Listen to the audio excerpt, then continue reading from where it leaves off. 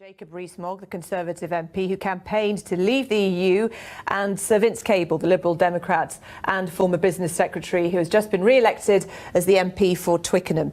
Jacob Rees Mogg, let me start with you. So Robert's saying there that there is some confusion from EU leaders about the state that Britain is in going into this. Are we not just immediately hamstrung by the precarious situation the government is in?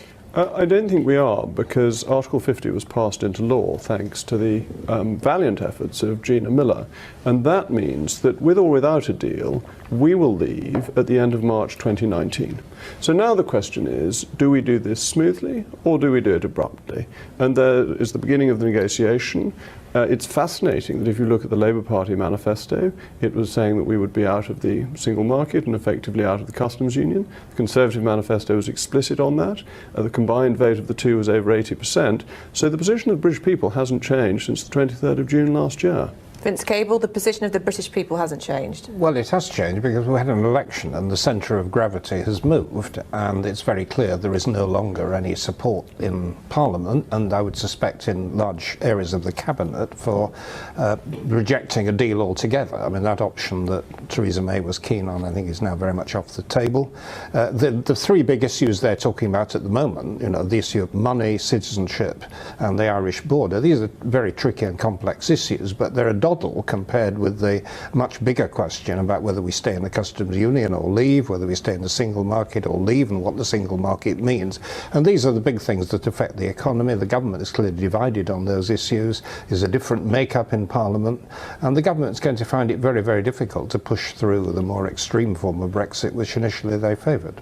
So if the general election showed there was no endorsement of a hard Brexit, then it also showed Lib Dems losing their share. There's no endorsement of a second referendum either. So what is the broad public opinion at the moment? Well, it's changing, and I think the simplest way of characterising it is that there are probably now three broad groups. There are those who are, you know, hardline Brexiteers. There are people who still not reconciled to leaving, and there's a large number in between who've accepted that we've moved on with the referendum but want minimum disruption, who want what in the jargon is called a soft Brexit. Now, whether that's deliverable and how it's deliverable within the very short time frame is very much open to debate.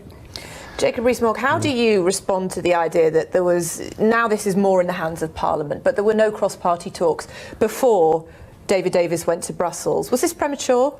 No, of course not. We have to get on with the government of the country. We have a separation between our executive and legislative branches. That's a very long-standing nature. The executive gets on with the details of negotiation and is held to account by Parliament. That's how it's always happened. And our Prime Minister is the person who commands a majority in the House of Commons. And as long as Mrs May continues to do that, she is the Prime Minister, she has the authority to negotiate, she has the confidence of Parliament. And Brexit is actually surprisingly straightforward. It means we're leaving the European Union. That means leaving the single market, which is the major instrument of the European Union, and leaving the customs union, because that will allow us to do our own trade deals and to have cheaper food, cheaper clothing for people up and down the country. It will lead to better living standards for people, and that's a really exciting prize to get from these negotiations. Surprisingly straightforward. I haven't heard that as a phrase applied to Brexit much. I think everybody else believes it's unbelievably complicated. But just to highlight that one issue of the customs union, I mean, it's clear that there are very big divisions on that. And the Labour Party, which has supported Brexit, is now saying we must stay in the customs union. I think some members of the Cabinet were there too, because to leave it would have massively disruptive effects on our supply chain industries. I mean, I spent 5 years in the Cabinet promoting the British car industry, the aerospace industry. Now, those industries depend on widgets, you know, going backwards and forwards without any inspection, without tariffs. The idea that we can negotiate attractive new deals that make a difference, I mean, I think has already been disproved. I mean, Mrs May's attempts to get some special deal with India, one of the major emerging powers, I mean, she was simply sent packing because we're not willing to concede the kind of things that matter to the Indians. And if we really want to do more trade in China and India, Brazil, just get on with it. I mean, the countries like Germany and France are ahead of us in those markets. We don't need negotiated trade deals to do it. You look keen to interject. I am indeed, because this is the classic narrow European inward-looking approach. Our supply chains include countries from around the world. We import from all over the world, and we export more to the rest of the world than to the EU. So we have supply chains already with America and with India and with China, and we manage that through our borders with incredible efficiency. Things coming through the port at Southampton speed through with all the customs declarations done before the items are landed, and the final approval is given as they're in the crane going off the ship onto land. This is all in place for other countries. We can do the same with the EU. Leaving the customs union is simple.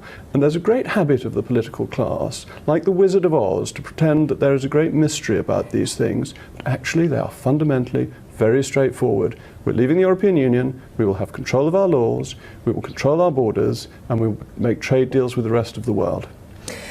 The EU don't want to make this easy for Britain. They want to set an example so that others don't follow suit. When you couple that with the weaker position that we have going into this, what's your prediction for how all this is going to pan out? Is this going to be a complete, unmitigated disaster? Well, if I was one to be a doom monger, I would say the potential for disaster is actually quite large. But there is another option. I mean, I think one of the things that's opened up in the last few days is the European Union says, if you want to drop all this Article 50 stuff, you know, just go back to where we were, there isn't a problem. And that's something they haven't said before. And I think that the more difficult it gets and the more complex it gets, I think we're going to have to look at a wide range of options now, and it may just include pocketing most of the status quo. St Vince has let the cat out of the bag. The people who are calling for a soft Brexit don't want us to leave. They want the Article 50 process to be quietly knocked on the head. The British people voted to leave. They would be cheated if we didn't, and our democracy would not be respected. It would be a deep scandal, and that the EU is suggesting it shows the contempt the EU has for democracy, and is why it made other countries vote until they gave the right answer. The British people aren't like that. Well, they just had an election which shifted the balance in a quite radically different way. Over 80% of people voted for leaving the single market and the customs union. The Labour Party said very little on Brexit because they knew it was popular. The Lib Dems, the Scottish nationalists, opposed Brexit, and they saw their vote decline. We'll have to end it there. You didn't frankly have the balls to put country before party.